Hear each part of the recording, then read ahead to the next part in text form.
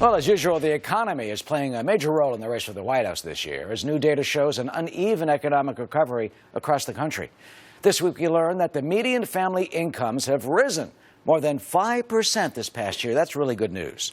But a Wall Street Journal analysis found that those encouraging numbers do not extend to most of the critical swing states, where income growth is largely lagging behind. So what does this mean? Joining us to discuss this is Gene Marks, CPA and founder of the Marks Group and a columnist for the Washington Post. Gene, always good to see you. Hey, Eric, how are you? Good. We're talking math over the show tonight. Ohio, Florida, Michigan. You're now making less there than you did in 2008. I mean, how do you think this will impact the campaign?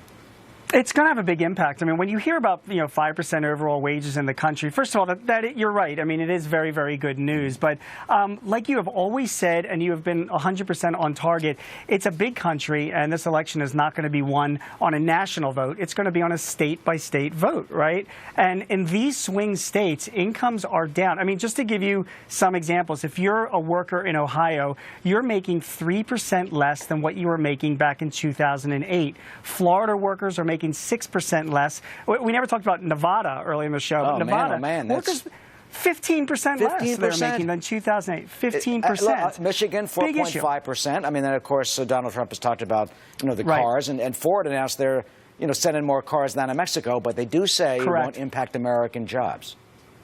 Right, and how can it not impact American jobs? I mean, when Forbes says they're going to do all their small car production in Mexico, that not only has an impact on the workers that are in the area, but just think about all the small businesses in the area and all the indirect effects that has on just both companies and people that rely on Ford's manufacturing. So it is a big problem. Right now in Ohio, there are less jobs in Ohio right now, less jobs than there were back in 2001. And there is, if you are an Ohio worker, your hourly wage adjusted for inflation is still the same as it was back in 1979.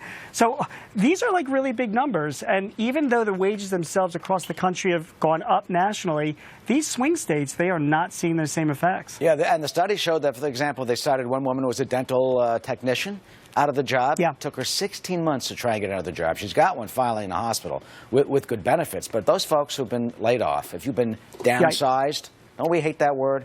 If you've been, furloughed or downsized, as they say, or that corporate speak, I mean, it's tough. It's tough in those swing states specifically to try and bounce back and get something good. So let me tell you what's driving this, though. First of all, in most of those swing states, the big industries there are not technology or even energy like you're seeing in in California.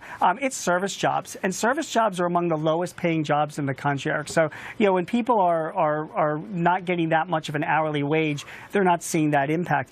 Immigration does impact those states as well, because illegal immigrants in the states drive down the cost of wages. Companies like Forbes going to countries like Mexico. When Donald Trump says that trade is an issue, it really is an issue to people living in those states, and small businesses as well. There's research coming out next week from a company called Carbonite. They do like backup software for small businesses. They say that 75% of small businesses think that politicians hurt their business. So when you have an outsider like Donald Trump that's campaigning in these swing states, and you've got millions of small businesses in those states as well, that message that he says is very, very resounding. Yeah, and you certainly feel in those swing states. And as you know, people will be thinking about their pocketbooks, and they have every right to do so. Gene, good to see you. Thank you so much. Great seeing you too, Eric. Take care. When we come back.